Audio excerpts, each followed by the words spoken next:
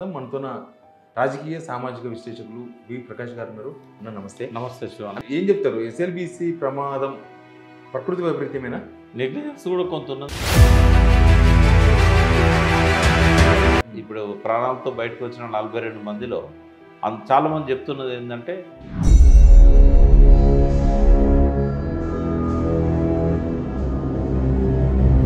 కానీ ఆయన ఎందుకో తెలంగాణ నిలిచో అసలు ఇష్టం లేదు కాబట్టి ఆ ప్రయత్నం చేయలేదు ఆయన. 2019 తర్వాత ఎందుకు పని జరగలేదు? అది వాటర్ ఏమన్నా రిపోర్ట్ ఉందా అప్పుడు అట్లా ఉంటుంది సిచ్యువేషన్? కనీసం ఇప్పుడు చనిపోయిన డెడ్ బాడీస్ ఎముకలు అవన్నీ దొరికే అవకాశం చెప్పలేము ఎప్పుడు దొరుకుతాయని. ఎందుకంటే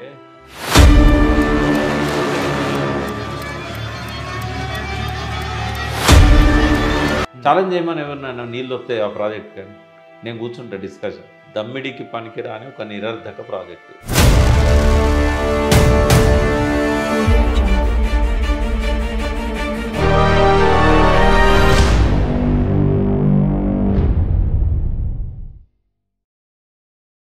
అందరికీ నమస్తే.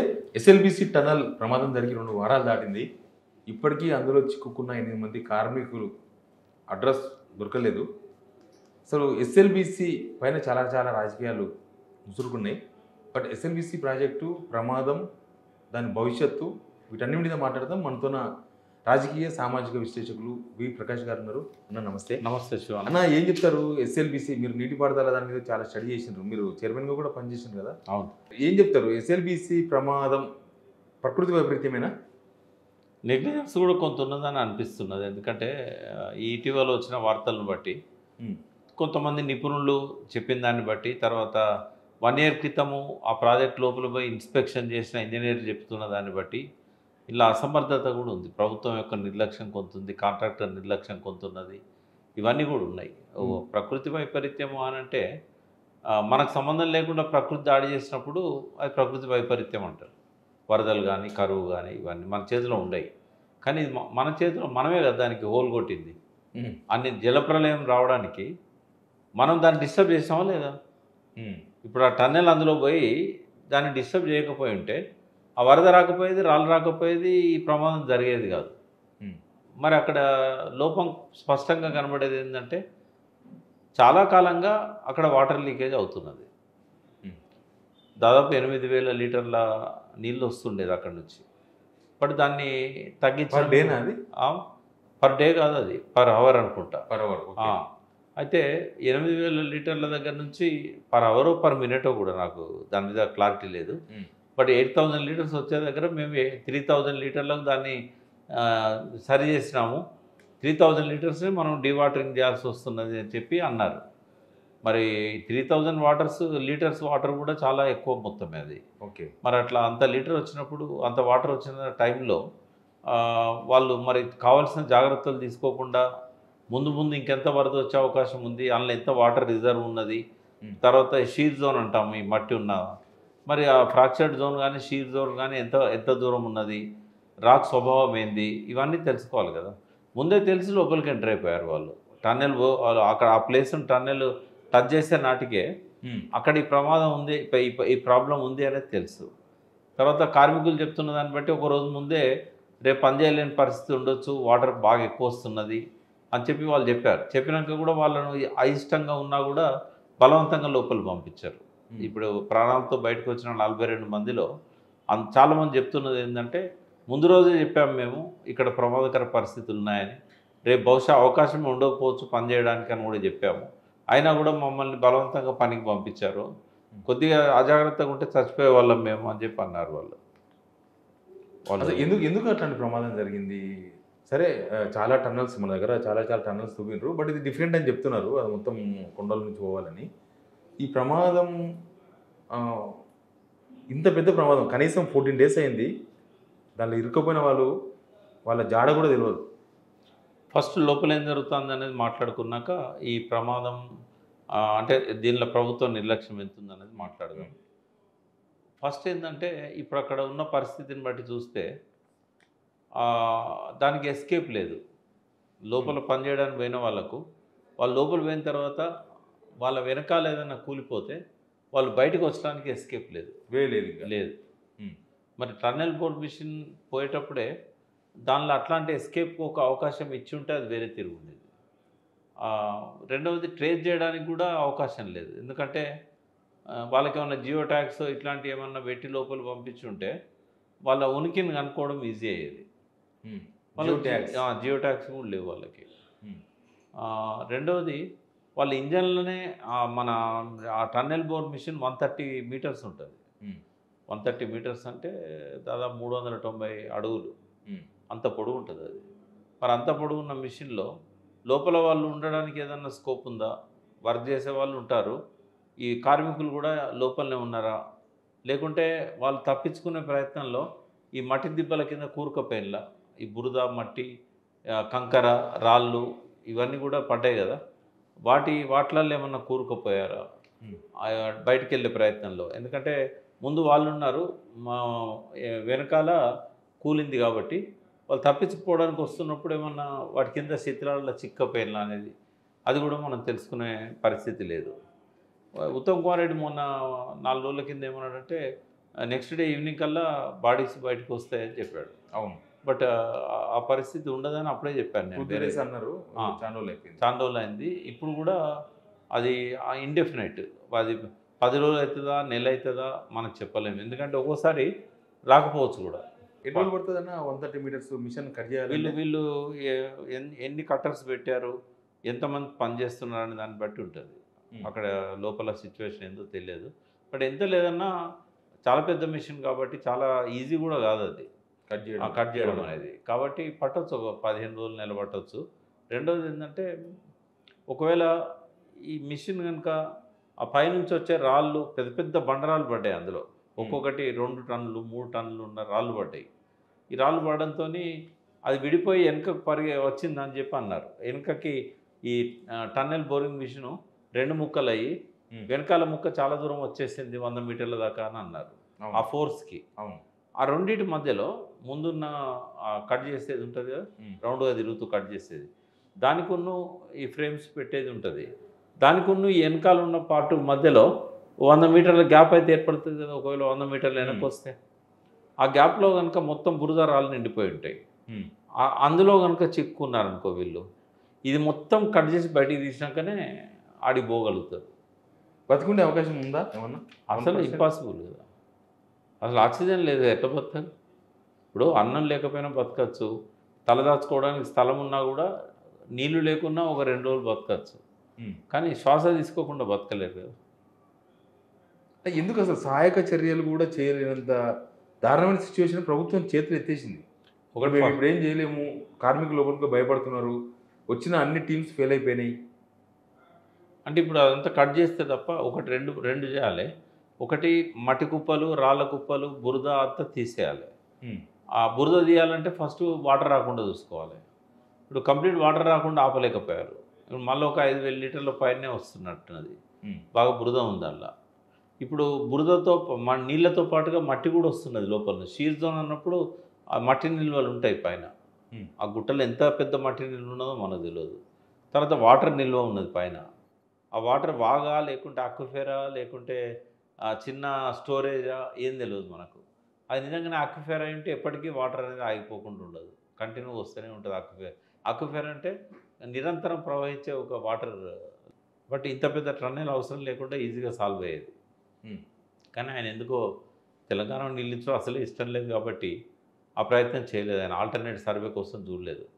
భూభౌతిక సర్వేలు చేయాల్సిన పద్ధతిలో చేయకుండా ప్రపంచంలోనే పొడుగైన టన్నెల్ ఇవ్వడం అనేది మూర్ఖత్వం. అది తెలంగాణ రాకముందు సరే తెలంగాణకు నీళ్ళు రావడం ఇష్టం లేదక చేసిన అనుకుందాం.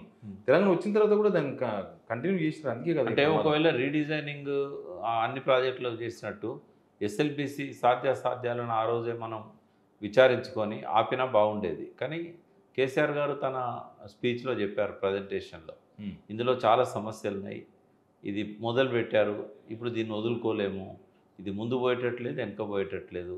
ఎందుకు వదులుకోలేకపోతున్నాము అని అంటే ఆయనకు తెలుసు ఇది నీళ్ళు ఇచ్చే ప్రాజెక్ట్ కాదు, దీనివల్ల మనకేమో లాభం లేదు. బట్ ఏమంటారు, కేసీఆర్ గారు ఉత్తర తెలంగాణ మీద ప్రేమ ఉన్నది, దక్షిణ తెలంగాణ మీద లేదంటారు. ఇప్పుడు ప్రమాదం జరిగింది కాబట్టి దాన్ని ముట్టకపోనుండే అని నేను అంటున్నా. ఒకవేళ ప్రమాదం జరగలేదనుకో, ఇది నీళ్లు గ్రావిటీతో వచ్చేదాన్ని కేసీఆర్ ఆపేసిండు అనేది ఒక బదనామా అయితే ఆయన మీద పడు కదా. ఇవి చేయలేదు అంటున్నారు కదా, బీఆర్ఎస్ గవర్నమెంట్ ఏం చేయలేదు, అంటే మేము వచ్చి work start ఏం చేసాము. అందుకే చేయకపోతే ఈ ప్రమాదం జరిగిందని. 12 కిలోమీటర్లు ఎట్లా టన్నెల్ తవ్విల్లు అంటే ఇటు అటు కలిపి. ఉమ్. టీఆర్ఎస్ ప్రభుత్వం 10 ఏళ్ళు ఉంది కదా, 9.5 సంవత్సరాలు ఉన్నది. 9.5 సంవత్సరాల్లో దాని మీద ఖర్చు పెట్టింది 3,800 చిల్లర కోట్లు, అంటే దాదాపు 3,900 కోట్లు. 3,900 కోట్లు ఖర్చు పెట్టినప్పుడు పని జరగదా? ఉమ్. ఇటు కొంత జరిగింది, అటు కొంత జరిగింది. ఓపెనింగ్ వైపు కొంత జరిగింది, ఇంటేక్ వైపు కొంత జరిగింది, అవుట్లెట్ వైపు కొంత జరిగింది, ఇటు కూడా కొంత జరిగింది. కానీ 2018-19 ఎప్పుడో ఆపేషన్ కేసీఆర్ వర్క్ చేయక ఈ టన్నెల్ అందుకే ఈ ప్రమాదం జరిగిందండి. అదే 2 దిక్కులో కూడా కేసీఆర్ సీఎం ఉన్నప్పుడే పని ఆగింది. అటు పక్కనేమో బేరింగ్ పోయింది. ఆ బేరింగ్ రావాలంటే అమెరికా నుంచి రావాలి. అయితే వాళ్ళకి డ్యూ ఉండి అది వాళ్ళు పంపలేకపోయారు. మనం కాదు, కాంట్రాక్టర్ డ్యూ ఉన్నాడు వాళ్ళకి. దానివల్ల వాళ్ళు పని ఆపారు, ఆ బేరింగ్ పంపలేదు. తర్వాత మొన్న ఎప్పుడో చీఫ్ ఇంజనీర్ అక్కడ పోయి ఆ బేరింగ్ మళ్ళీ వచ్చినట్టు చేసుకోగలిగాడు.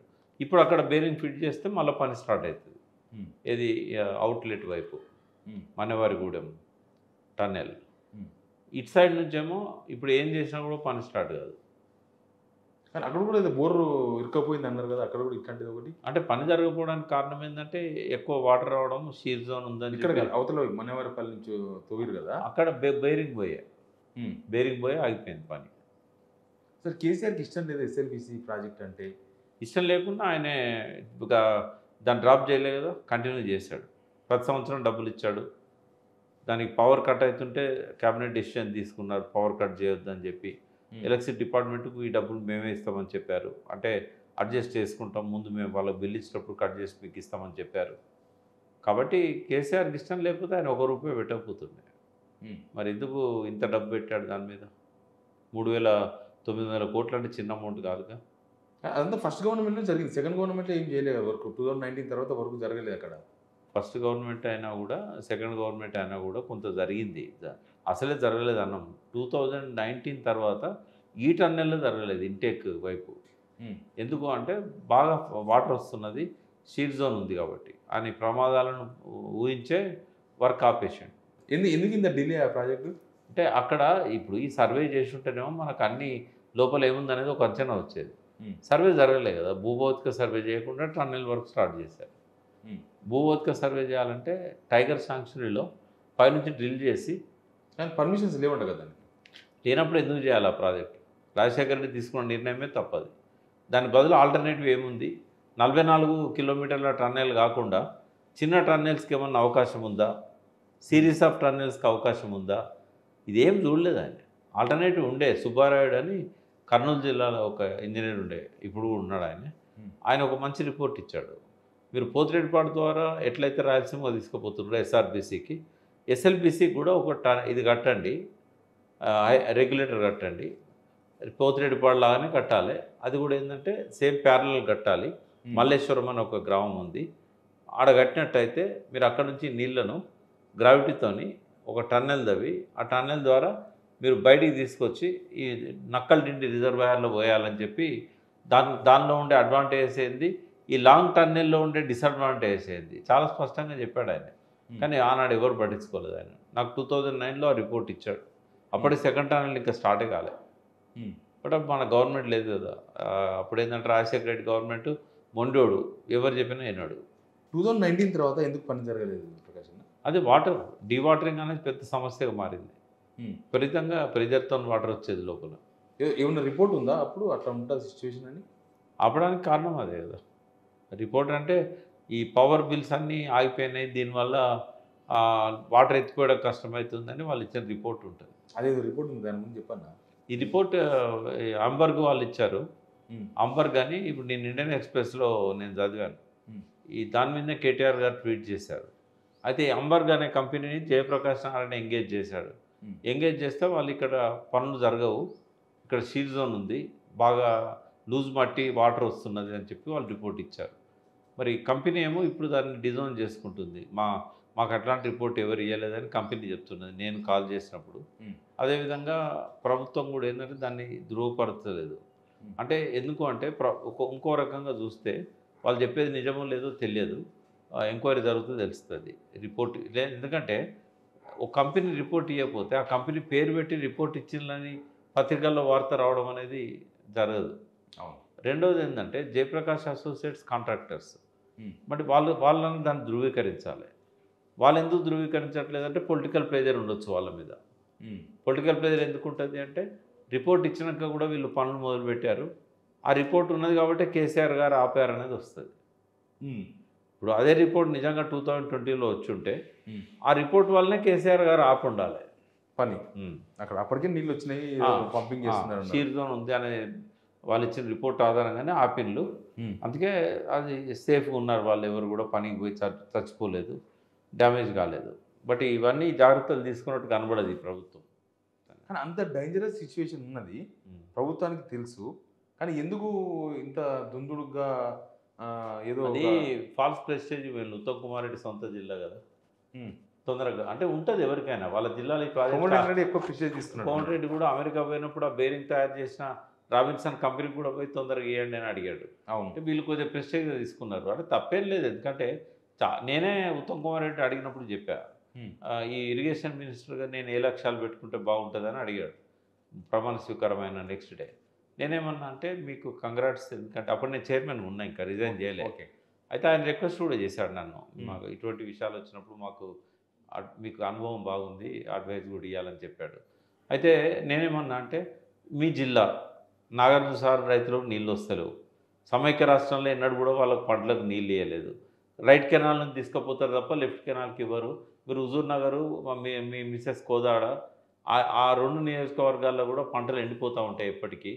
కాబట్టి మీరు ఫస్ట్ ప్రయారిటీ మీరు సాగర్ కెనాల్స్కి ఇవ్వండి, సాగర్ మరమ్మతులకు ఇవ్వండి, సెకండ్ ప్రయారిటీ ఎస్ఎల్బిసిని కంప్లీట్ చేయండి అని చెప్పారు. వాళ్ళకు ఉంటుంది కదా సహజంగా, అది తప్పు కాదు. కానీ ఈ రిపోర్ట్స్ దాచిపెట్టుంటే మాత్రం జయప్రకాష్ వాళ్ళ అసోసియేట్స్ తప్పే అవుతుంది. కాంట్రాక్టర్ చేయించి ఉంటే ఆ సర్వే రిపోర్ట్స్ ప్రభుత్వం దృష్టికి రాకపోతే, ప్రభుత్వం దగ్గర ఉన్నాయని చెప్తున్నారు రిపోర్ట్స్, బహుశా అది కూడా కేసీఆర్ గారు ఆపడానికి కారణం కావచ్చు.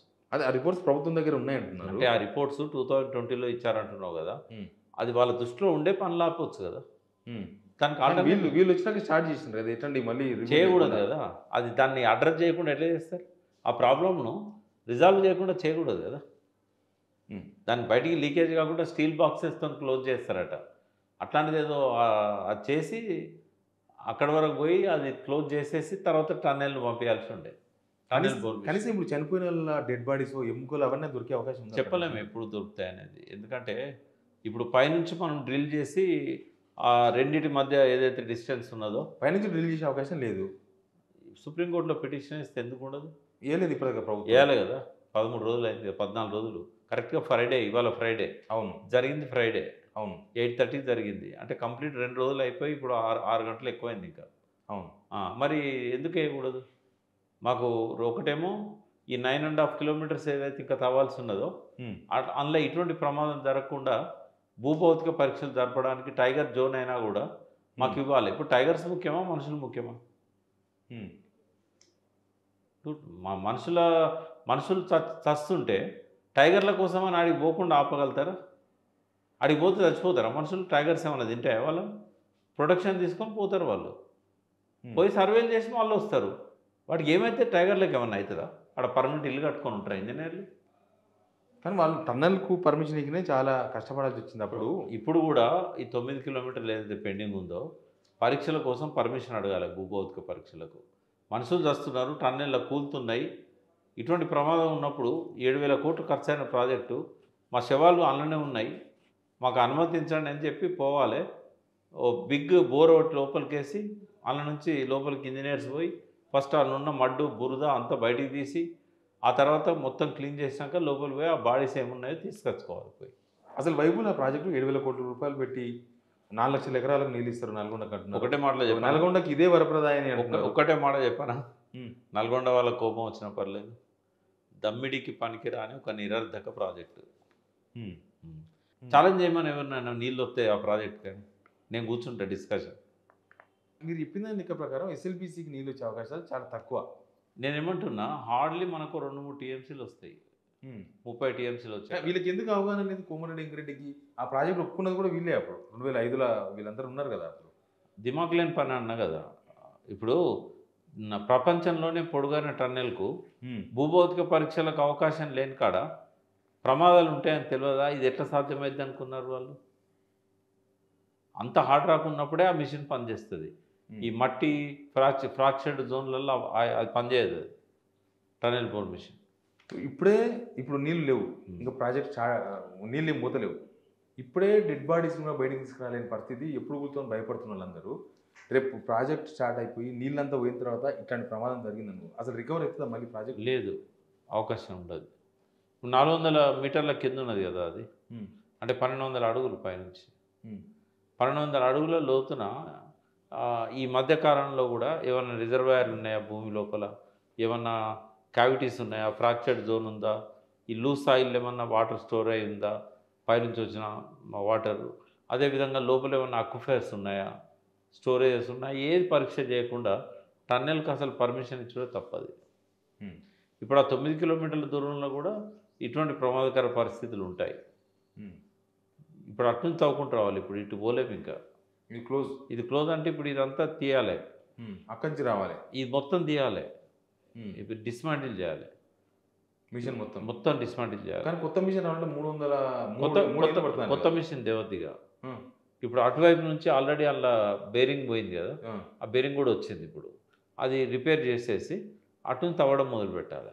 ఇంకా 10 కిలోమీటర్లే కదా, ఇంకో 3 ఏళ్ళు 4 ఏళ్ళల్లో, అంటే వాళ్ళ లెక్క ప్రకారం హార్డ్ రాక్ వచ్చినట్టయితే 3-4 ఏళ్ళు, లేదా లూజ్ సాయిల్ ఉంది అట్లే ప్రమాదాలు ఉన్నాయనుకో ఎన్ని రోజులు పూర్తయితే కూడా తెలియదు.